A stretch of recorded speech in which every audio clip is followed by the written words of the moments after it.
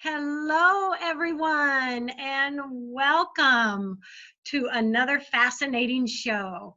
Paula Vail here, and I am just thrilled and excited to share with you an amazing man.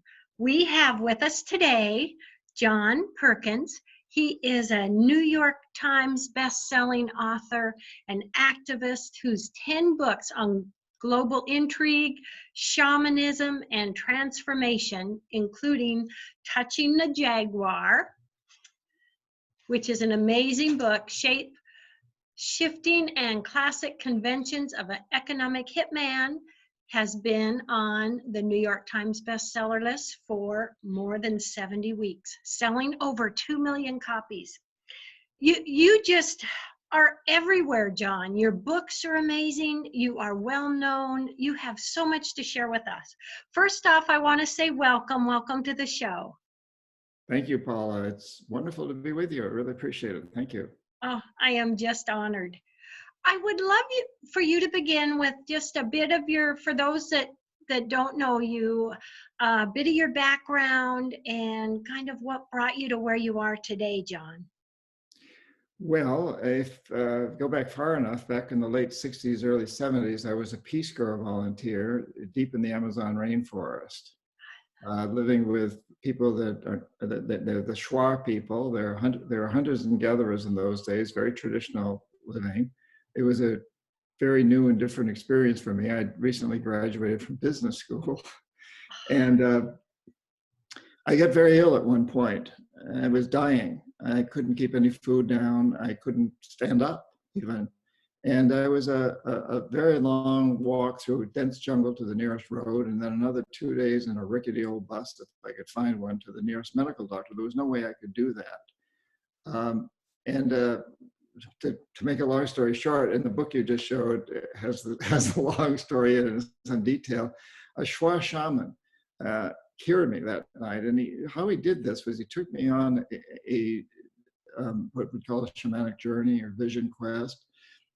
And on that vision quest, I am out there and I'm seeing this kind of hazy image in front of me. The shaman says, "Touch the jaguar." And I looked around like, "Oh my God, where's the jaguar? There's a jaguar in the jungle."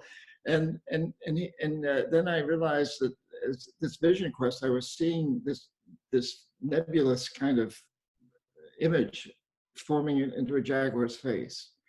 And so he kept saying, "Touch that jaguar, touch it. Don't be afraid of it, touch it." So I just stuck my hand out, and as I did so, I heard this voice saying, "The food and drink will kill you." It was like my mother's voice.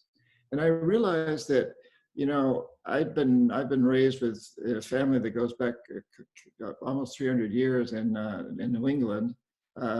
We were very hygienic, washed our hands a lot, ate very mild foods.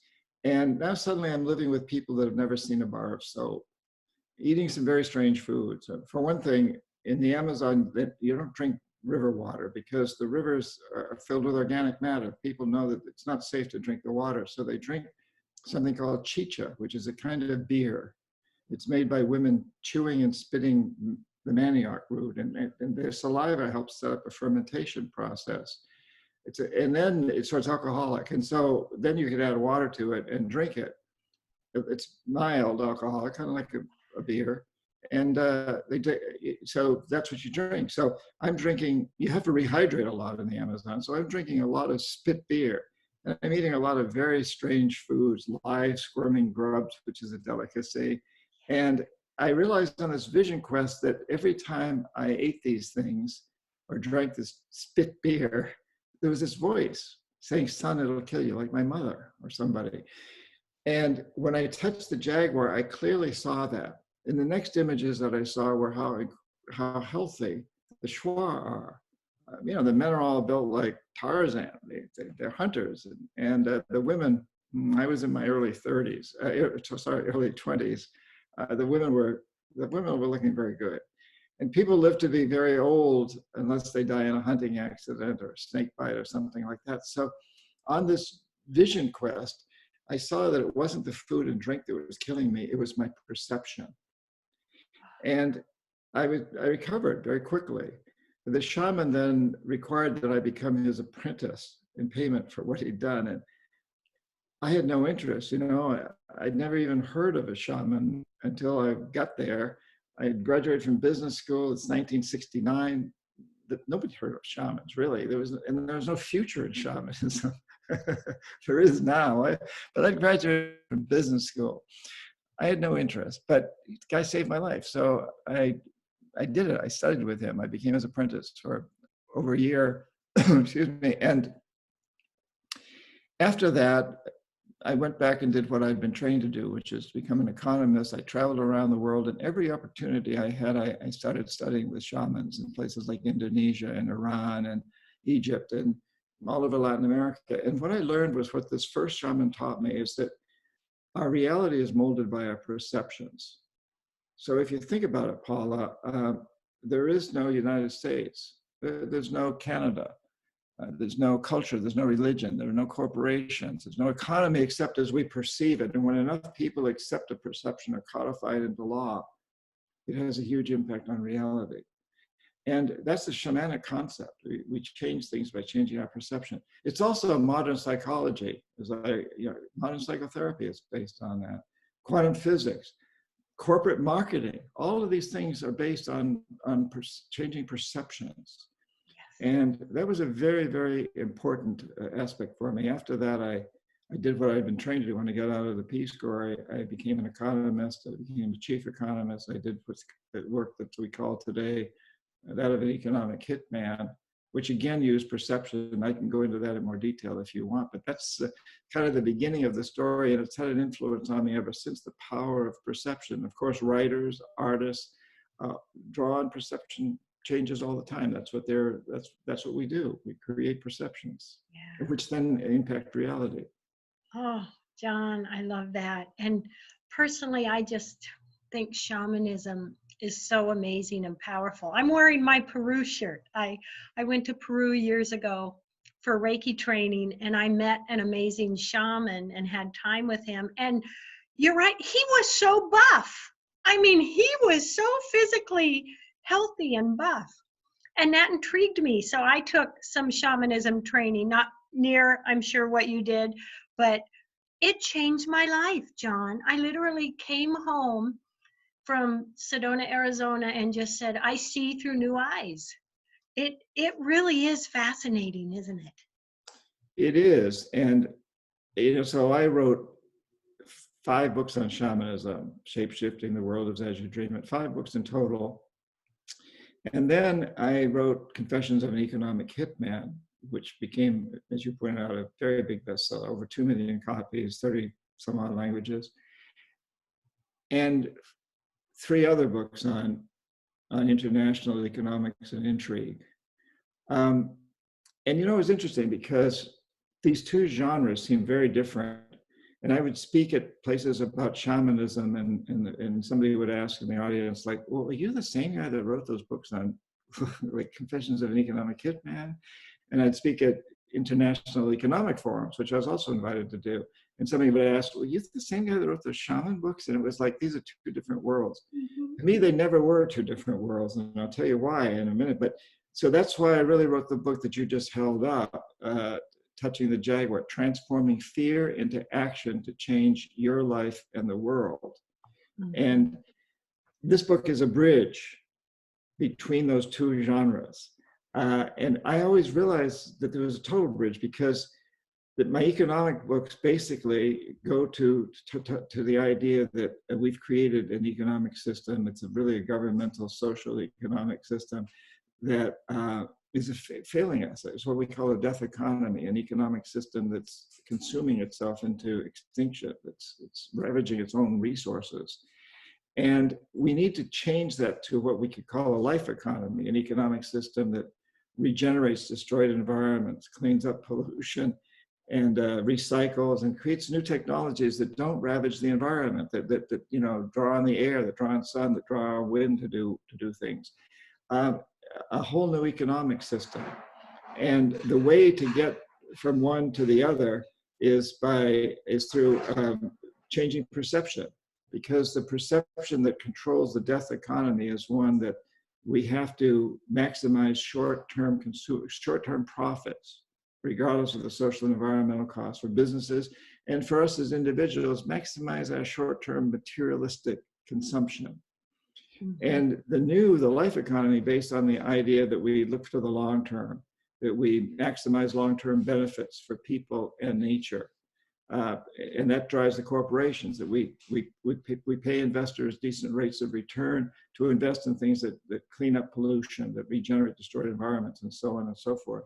And all it takes to make that transition really is that change of perception from the goal of maximizing short-term profits to the goal of maximizing long-term benefits. And basically what we're trying to create here is the type of economy, the type of social, governmental, and economic system that has driven indigenous cultures forever and drove all of our ancestors. That, for the 250,000 years we've been humans on this planet, for most of those years, we've been living in a life economy. It's only been in the relatively recent human history that we've moved away from that. And so it's all about perception. It's interesting. Yes. So our perception really, I would say, that affects us on the moves we're going to make, the thoughts we're going to have, everything, doesn't it? It sets the tone of where we go. John, what would you say to the audience out there who is struggling right now with the coronavirus and fearful of the future? What would you say about that? Well, Paula, that's a great question, and it's fascinating. Of course, when I wrote Touching the Jaguar, I had no idea that this coronavirus would hit us all like this. I had no idea it would hit us at all. But in a way, it's a book for these times, because it really gets into how we transform fear. That's the subtitle: Transforming Fear into Action to Change Your Life and the World. And the book, although it tells a lot of stories, I'm a storyteller, true stories. It also gets into a whole process by which we deal with this. And one of the things that it's Touching the Jaguar comes from this idea that the shaman taught me, that when there's something out there that we fear, when we know we need to change ourselves or we change something, but we fear the change, there's something we fear.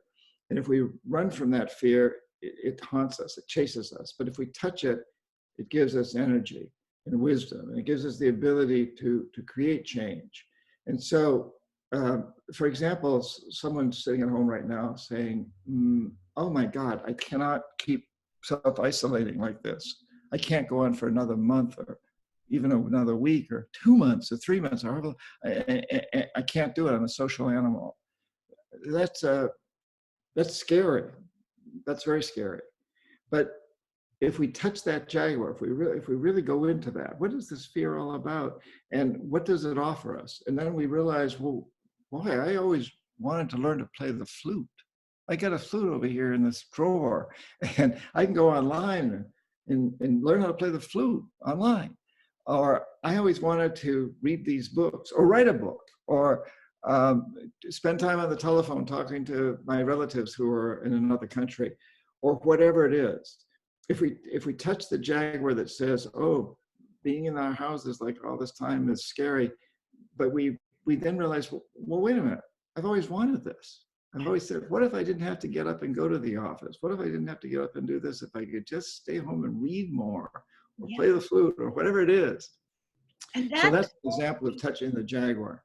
Yeah, that totally turns it around, doesn't it, John? It goes from, oh, this is making me nuts, to, oh my gosh, look at what I'm creating. Look at what I'm accomplishing. I'm working towards a dream that I had stopped thinking about. Really, with the extra time and that, it totally shifts it, doesn't it? It does. And there's a process outlined in the book, which actually boils down to a daily practice you can do for 10 minutes every day, or once a week, or whenever you feel like it. It doesn't have to be every day, but, and it's I can't get into all the detail here, but I can summarize it. And incidentally, because the book doesn't actually come out until June 16th, you can pre-order it now. And if you do, you get a free webinar that an online course I'm teaching on April 24th that goes into this, because I felt that even though the book doesn't come out, the process is an important one for people to have right now when they're going through this. So if you go to my website, johnperkins.org or touchingthejaguarbook.com, but the process, in summary, it's really, each one of us needs to ask ourselves, what is my purpose? What will bring me the greatest satisfaction in life? What do I want to do for the rest of my life?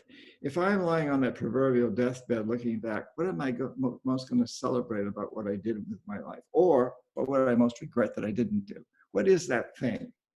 And then you ask yourself also, and how would what I want to do and do for the rest of my life, how might that also help the greater cause, creative life economy, help my children, my grandchildren, or whatever future generations? So tie it in with the global. That's the second question. How does this tie in? And I'll give you an example. So what I like to do, my favorite thing to do in life is write. I love to write. And so that's my favorite thing. So how do I tie that in with the larger issue? Well, I write stories about transforming the death economy into a life economy and inspiring people, empowering people to move forward with their dream. So the second question. Now, the third question is, what are the jaguars that stand in my way? What are the blockages? What's kept me from doing this? And as a writer, so again, going into the personal example, when I was in high school, I won short story prizes. I was editor of my newspaper. I was considered a good writer. But my freshman year in college, I had a well-known writer as an English teacher, and he didn't like my writing. He gave me C's. It was incredibly discouraging to me. It hit me in my heart. My favorite thing, writing. He's telling me I'm not a good writer, and I respected the guy. I quit school. I quit college. And eventually I went back, but I didn't study English anymore. I went to business school. I studied business. I studied economics because I just didn't want to have the thing I thought was most important to criticize. So I stopped doing it.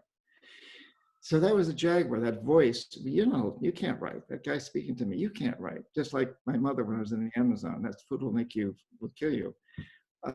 And the Jaguar I touched at that point was, at some point I realized, well, this guy's he's just a human being. Maybe he's wrong. And I realized that he had also been very critical of Bob Dylan. Bob Dylan is a writer. Bob Dylan won the Nobel Prize in Literature by the lyrics of his song, for his poetry, etc. And so, it struck me, this is just one voice. I don't need to listen to that. Just because he says my writing isn't any good doesn't mean it isn't. And so that was touching that Jaguar and saying, look, I can write. And maybe the fact he didn't write my writing actually empowers me, because, he was looking at traditional things more than I was. Mm-hmm. And then the last question we ask ourselves is, what actions do I take to realize my goal, my dream, my bliss?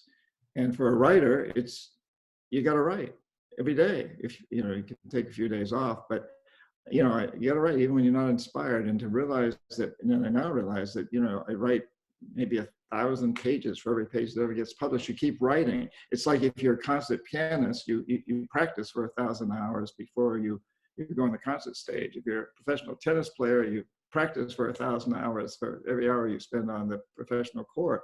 So writers have to do the same thing. So there's those 5 questions. What do I most want out of the rest of my life? How do I tie that in with a larger issue that I can help other people? 2, and 3 is, what are the Jaguars, the barriers keeping me from doing that? 4, how do I touch those Jaguars? How do I change my perception so that I can realize a new reality? And 5 is, what actions do I take to actually make this reality move forward? And everybody can do this. I use the writer because that's what I am. But if you're a carpenter, you say, I love to work with wood. I want to do that. And I want to do it to help the world. So I'm going to convince my clients to use sustainable materials whenever possible. The barrier is, my clients don't want to pay anymore, and they might have to for sustainable material. The Jaguar I touch, I realize, I tell my clients it's not a cost, it's an investment. They're investing in the future for themselves, their kids, and their grandchildren when they use sustainable products. And then the action to take is get out there and do it. No matter who you are, what you are, a parent, a teacher, whatever you are, you can apply these, and there's a process that then comes down to a 10-minute practice you can do every day or once a week. And I go into that in detail in the April 29th workshop. So I hope some of your people will join me for that. And it's also in the book, but this comes out in June. John, those are powerful points. Oh, every one of those. I love it. Wow.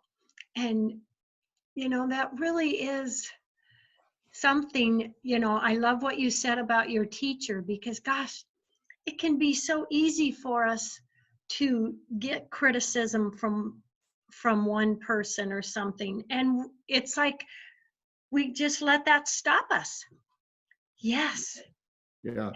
And, here's another interesting, example. Again, it's a personal one, but that's probably the easiest way to speak and not pass judgment on others. Confessions of an Economic Hitman was rejected by 39 publishers. I Oh, get 39 rejection letters. I'd already published 5 books on shamanism, but not with a house that specialized, a publishing house that specialized in that. And now I'm going out there to the random houses, the Penguins and so on. 39 rejection letters. And I got to tell you, after about the 5th or 6th rejection letter, the temptation is to say that to hell with this. I'm walking away. I don't want any more of these letters. But I thought back to that time with that English teacher, and so here's another Jaguar I had to touch. That these editors, what do they know? Maybe they're just afraid of the politics of the book. Maybe maybe that's one editor. Maybe another editor had an argument with her husband at breakfast, and just was in a really bad mood and just threw everything into the rejection pile. Maybe someone else has published a similar book. They thought it was similar last month, so they don't want to do this one. And I just kept telling myself that was not a judgment of the book itself, which proved to be true, because finally a small house bought it, and within the first couple of weeks it went to number 4 on Amazon, and then it went to the New York Times bestseller list and stayed there for a year and a half. So it was so the action I had to take was to keep sending the book out despite rejected letters. Oh my gosh, John, I love it. Oh my gosh, that is so inspiring. We have about 4 minutes left in the show. John, what last words or thoughts do you want to leave with everyone today? Well, I think, Paula, it's good for all your listeners to realize that we live at a very blessed time. Mother Earth, Pachamama, is speaking to us. And she's been letting us know that we can't continue on this route of destroying our resources and destroying life as we know it any longer. She's been sending us earthquakes and tsunamis and hurricanes and other once in 100-year events every year or so. But we haven't listened, really.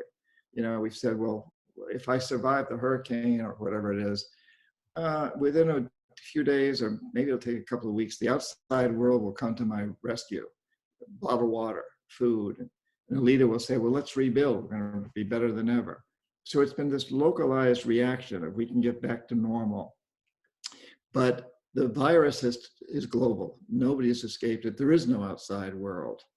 And I think the message has become very clear that we need to change. We've seen that, the people in Los Angeles are suddenly seeing stars at night. And we've all seen the satellite images over China of how pollution's cleaned up. And we're getting a very, very, very strong message that we can't return to the old normal. We've got to move into a new normal, a normal that depends a lot more on this kind of media rather than people flying off to meetings. I just had a board meeting with about a dozen other people. Normally we all fly or drive cars to get to this meeting. Now we're doing it this way. And it was much more efficient, actually. Yeah. So we're truly learning that we've got to change. We've got to move, and it's about moving into this life economy. That's what it's all about. Less fossil fuels, less industry that pollutes, less ravaging the earth. I really hope that we get the message this time. There will be a reaction against that. The status quo will say, well, no, we're going to get back to normal. They're already beginning to say that in the United States. We've got politicians that saying, let's get back to work. Let's get back to normal. I think enough people realize that we can't get back to normal. We create a new normal. And Yeah. it's a beautiful normal. It's not going back to live in caves. It's creating this economic system that pays people to clean up pollution. We pay people to do this. It's full employment, and to regenerate destroyed environments, and to come into new technologies, and to grow foods more locally, and to become much more locally independent, while at the same time we realize that it's important to bring the world together at times like this to combat things like the virus. If the United States and China had cooperated more at the very beginning, and other countries had, it wouldn't have reached this stage. To spend less money on the military and more money on healthcare and support systems for our people and the planet. So I say to people, my message would be, realize that you're born at this amazing time in history where we're having these experiences. You're blessed to be part of it. And follow your heart. What do you really, really want to do for the rest of your life? And how will it help create a system that future generations will look back at and thank all of us for? It's exciting. It's a beautiful time to be alive. It's a time that if we have those fears, and everybody has fears, touch them and see what the gift is they give you. This virus is not an enemy so much, it's an ally that's driving us to really look at ourselves and the way we relate to our planet. Yes. Oh, I love that message, John. I love that message, because we are shifting and moving into something that we can create a lot of better things in our lives, and taking care of our planet and really doing some great stuff. John, this has been so great. I've enjoyed you so much and so happy to share you with my awesome audience. I'm just really grateful. Well, thank you, Paula, and for having me here.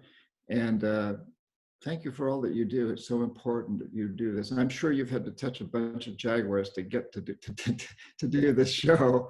You've done that, and you're taking the actions. And so you're serving as a wonderful model for people too. And that's something you might want to talk about on future shows. But thank you so much for all that you do. Really Thank appreciate you, it. John. Together we're a team. Yes. Oh, well, everyone, thank you so much for joining us. Love, hugs, and blessings. John, love, hugs, and blessings. Thank you. Bye. Bye.